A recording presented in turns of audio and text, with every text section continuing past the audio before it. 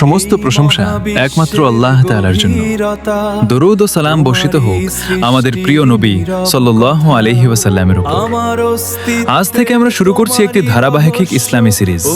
ইনশাআল্লাহ এই সিরিজে আমরা শুরু থেকে শেষ পর্যন্ত কোরআন ও সহিহ হাদিসের আলোকে জানব সৃষ্টি, নবীগণের ইতিহাস, কিয়ামতের আলামত, হাসরের ময়দান, জান্নাত ও জাহান্নাম পর্যন্ত। আজকের পর্বের বিষয় সবকিছুর আগে কি ছিল। এর উত্তর অত্যন্ত স্পষ্ট। সবকিছুর আগে ছিলেন একমাত্র আল্লাহ তাআলা। তার কোনো শুরু নেই, কোনো শেষও নেই। তিনি চিরঞ্জীব ও অনন্ত।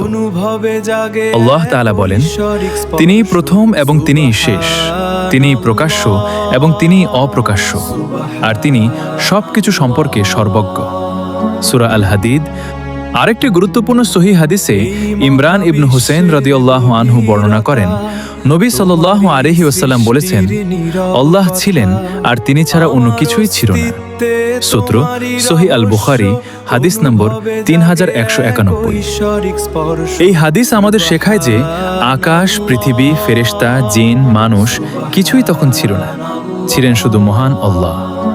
তাই ইসলামে আল্লাহকে সৃষ্টি করা হয়েছে এমন বিশ্বাস সম্পূর্ণ ভ্রান্ত, বরং আল্লাহই সকল সৃষ্টির সৃষ্টিকর্তা। আজকের পর্ব থেকে আমরা একটি মৌলিক শিক্ষা পেলাম। ১. আল্লাহ তাআলাই সর্বপ্রথম। ২. তার আগে কোনো সৃষ্টি ছিল না। ৩. তিনিই সবকিছুর সৃষ্টিকর্তা এবং সবকিছু তারই ইচ্ছায় অস্তিত্ব লাভ করেছে। পরবর্তী পর্বে আমরা জানব আল্লাহ তাআলা সর্বপ্রথম কোন সৃষ্টি করেছিলেন। কলম, আরশ ও তাকদীর সম্পর্কে কুরআন ও সহিহ হাদিস কি বলে। আল্লাহ আমাদেরকে সহিহ আকীদা বুঝে সে অনুযায়ী জীবন গড়ার তৌফিক দান করুন। আমিন।